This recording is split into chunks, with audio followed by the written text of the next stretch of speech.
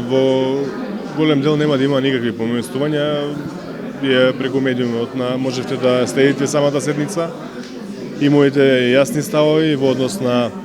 работењето пред се на третата фаза на хидросистемот Златовица, но и она кое што значи можност за нови експлоатациони полиња. Пред се станува збор за рудникот Златово или сегашниот концесионер Булмак 2016. Првичниот предлог кој што беше даден зафаќаше поголема површина, веќе со овој предлог на денешната седница, каде што пред се иземаат оние граници односно непречено ќе се одвива работењето на нашиот подземен рудник,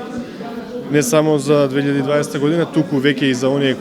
нови експлоатациони подрачја кои што ги имаат поднесено, значи не влегува во овие граници. Добивме гаранција дека и третата